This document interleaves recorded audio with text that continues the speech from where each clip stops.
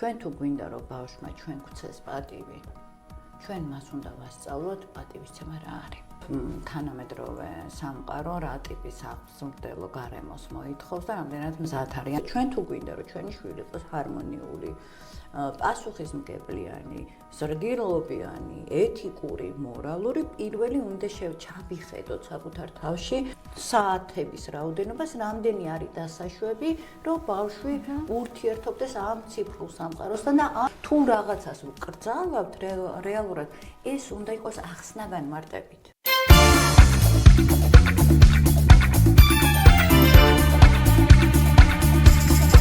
მოგესალმებით.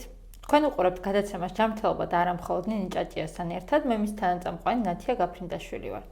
სანამ უშუალოდ თემაზე გადავალ, მინდა მოგიწოდოთ, რომ გამოიწეროთ ჩვენი არხი და ლაიქოთ ეს ვიდეო და გაუგზავნოთ თქვენთვის საყვარელ ადამიანს, რომელსაც გინდათ, რომ უფრო მეტი ინფორმაცია ქონდეს მენტალური ჯანმრთელობის ირგვლივ და ზოგადად ჯანმრთელობას. დღევანდელი ჩვენი სასაუბრო თემა ბოლო პერიოდში ჩვენ აქტიურად მუშაობთ უფრო მეტად ბავშვების განვითარებაზე, რადგან ნინი არის კრიტიკული აზროვნების სკოლის დამფუძნებელი და ამ მიმართულებით ძალიან ბევრი საინტერესო აქტივობები გვაქვს, ამიტომ გეტყვით, რომ აღწერაში გადახვიდეთ და კრიტიკული აზროვნების სკოლის სოციალურ მედიაში დაგვიმეგობრდეთ. მე ძალიან დიდი წინა სიტყვა გამოვივიდა ეხლა, მაგრამ დღევანდელი თემა ბავშვებიდან გამომდინარე არის ესეც და არის თანამედროვე ბავშვები და მოძველებული წესები. რომელიც, ფიქრობ, რომ დღევანდელ შეხვედრაზე ჩვენ ვისაუბროთ, ასე რომ ვთქვათ, ამ ოქროს შუალედზე, რომ რაღაცები არის მოძველებული, მაგრამ შეიძლება იყოს გამართლებული ამის გამოყენება, მაგრამ თანამედროვე ბავშვებთან ხშირად ძალიან რთული არის ხოლმე და ხშირ შემთხვევაში ჩემი პრაქტიკიდან გამომდინარე, შეიძლება ვთქვა, რომ ხა ბებიების თაობას, ჩემი თაობის მშობლების თითქოს რაღაცები არ ესმის. როგორ უნდა დავიჭიროთ ეს ოქროს შუალედი, რომ თუნდაც ბავშვიც ჯანსაღ გარემოში აღიზარდოს და როგორ უნდა შევინარჩუნოთ ეს ყველაფერი და როგორ უნდა იყოს ბავშვისთვის საინტერესო და ჰარმონიული გარემო. დღევანდელი შეხვედრა რაღაცა ესეთი მიმართულებით წავიყვანოთ. მძიმე თემა არის. შენ გისმენ ამ თემასთან დაკავშირებით? მძიმე თემა არის და მიმართულებით ესე იგი ჰეითერება თქვენ იცით? კარგ კომენტარებს ნუ დაწერთ, კიდე უფრო დაამძიმეთ ეს კომენტარები და ამით რეალურად კიდე უფრო მეტად დაამძიმებთ თქვენს ოჯახურ მდგომარეობას თაობათა ჯახში. ხო, მე ვგიზდები თქვენს ეს და ძალიან მახალისებთ და ძალიან დიდ სტიმულს მაძლევთ, ამის ახლა ვისაც არ ესმის, ეს კომენტარებში აუცილებლად ჩვენი პეიჯით დავლინკოთ, როდესაც ვლაპარაკობდით მშობლებსა და შვილებს შორის ურთიერთობაზე და შენ საუბრობდი სანქციების დაწესებაზე, რა კომენტარები წამოვიდა, იმიტომ რომ ბევრისთვის შეიძლება საერთოდ გასაგები არც იყოს. არა უშავს, გამგები გაიგებს, ოკეი, გადავდივართ ახლა მთავარ თემაზე. ანუ რეალურად თანამედროვე სამყარო რა ტიპის აღმზრდელო გარემოს მოითხოვს და რამდენად მზად არიან ოჯახები და როგორ უნდა გავითვალისწინოთ, იმიტომ რომ ნებისმიერი მისკომუნიკაცია, დაძაბულობა ოჯახში ბავშვის განვითარებაზე აისახება, ხო? მოდი ესე ვთქვათ, რომ მე არ მჯერა, მე ხელი არ მიცხოვრია მანამდე, მაგრამ აი ესე ვთქვათ, მგონია, რომ ყოველთვის იყო ეს პრობლემები, რომ ესე იგი უფროსი თაობა ყოველთვის უკმაყოფილო იყო ახალი თაობის აღმზრდელო მეთოდებით და ეს განსაკუთრებით, როდესაც ჩვენ ტრადიციულ კულტურებთან გვაქვს ხოლმე საქმე, აქ კიდე უფრო მძაფრდება სიტუაცია, თუმცა მინდა გითხრათ, რომ ამერიკის შეერთებულ შტატებშიც და იცი შენ რომ იქაც მუშაობ, იქაც ძალიან ინტენსიურად განიხილება აი ამ ტიპის გამოწვევები. თავარი პრობლემა დავყოთ რამდენიმე ნაწილად. ერთი არის, რომ რეალურად როგორი ურთიერთობები უნდა გქონდეთ ოჯახის წევრებს ერთმანეთის მიმართ, რომ ბავშვმა შეძლოს ჰარმონიული განვითარება და არ იყოს ტრავმირებული და მეორე არის, ანუ ესე ვთქვათ, ურთიერთობები უფროსების ურთიერთობები ერთმანეთში და მეორე, რაც მთავარი არის, ამ უფროსების ურთიერთობა ბავშვების მიმართ, ხო, რა ტიპის ურთიერთობის არქიტექტურა უნდა იყოს აგებული იმისთვის, რომ ბავშვის განვითარებისთვის ხელშემწყობი გარემო შეიქმნას. ორი ძალიან განსხვავებული თემა, ორი ძალიან მნიშვნელოვანი თემა, მოკლედ გადავირვენ. პირველი, თუ ჩვენ ვსაუბრობთ ზრდასრულების ურთიერთობაზე, აქ პირადი საზღვრების გაანალიზება და დაცვა არის უმნიშვნელოვანესი საკითხი და ესე ვთქვათ, ურთიერთპატივისცემის გამოხატვა.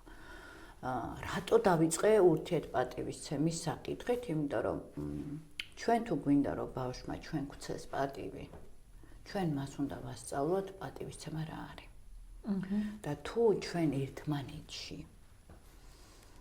პატივისცემის ესე ვთქვათ, ქცევას არ დავანახებთ, რა მაგალითს ვაძლევთ რეალურად ბავშვს, იმიტომ რომ კიდევ ერთხელ მეორე ბავშვები არ სწავლობენ იმას, რასაც ჩვენ საღმზრდელო დიდაქტიკური, ესე ვთქვათ, შინაარსებით ვაწვდით ხოლმე.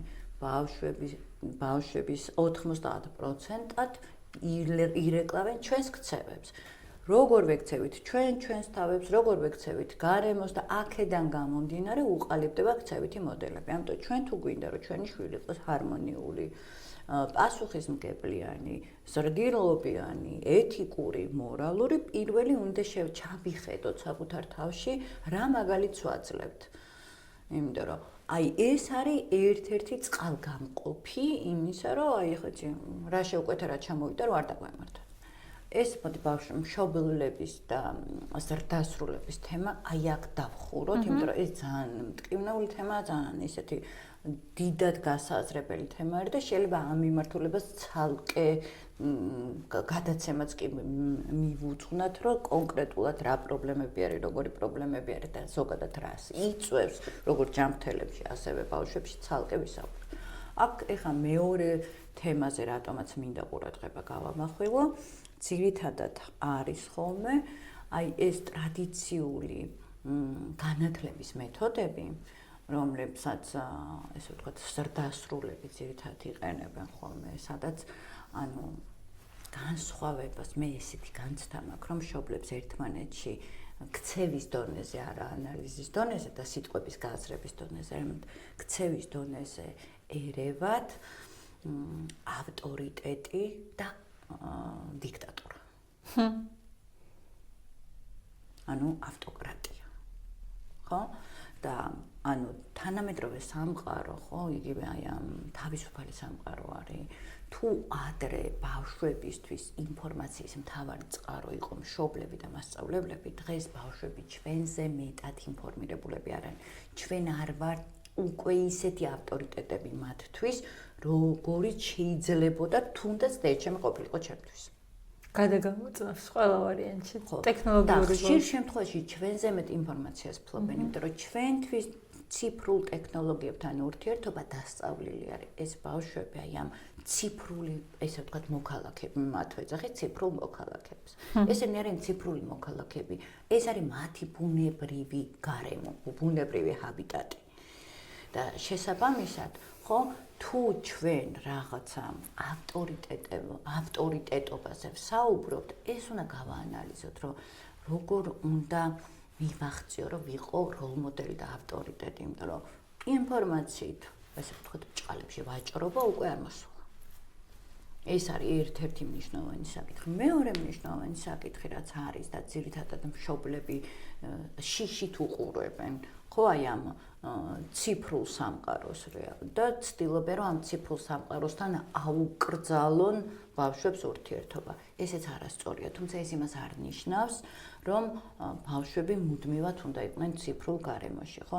არ შეიძლება ბუნებრივ მოცემულობაზე უარი თქვა, ვერ ამოგლიჯავ. აქ არის მთავარი, რომ ვასწავლოთ აი ამ ციფრულ სამყაროში ადაპტირება, მოქნილობა, როგორ იყონ დაცულები, როგორ გამოიყენონ ინფორმაცია და ასე შემდეგ და რა თქმა უნდა, ბავშვის განვითარების მიხედვით ფსიქოლოგები და ნეიროფსიქოლოგები პირდაპირ იძლევიან რაოდენობას, საათების რაოდენობას, რამდენი არის დასაშვები, რომ ბავშვი ურთიერთობდეს ამ ციფრულ სამყაროსთან და არ დაკარგოს თავისი ციფრული მოქალაქეობა.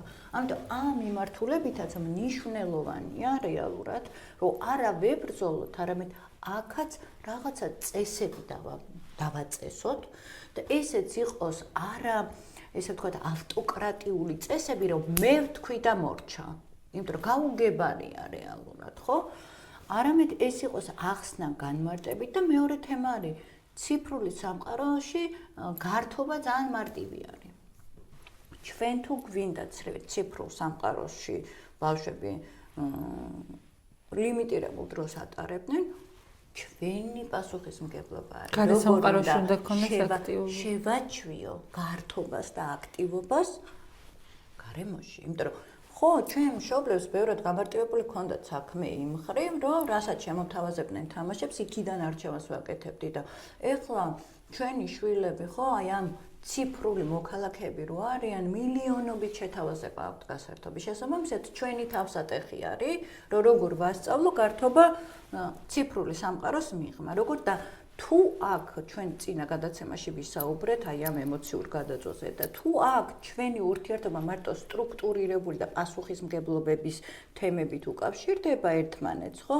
აქ საერთოდ აღარ ჩნდება იმისი სივრცე, რომ აი ეს ემოციური მიჯაჭვულობა გაჩნდეს, ოღონდ არა პათოლოგიური, არამედ ეს attachment-ი რაც არის, ხო? დაკავშირება გაჩნდეს ემოციური კავშირი გაჩნდეს, სადაც თავისუფალი ესე ვთქვათ, პოზიტიური ემოციებით სავსე გარემო შეიქმნება და სადაც მშობლები და შვილები ერთად შეძლებენ გარკვეული თამაშების ორგანიზებას და ინფორმაციის გაცვლას.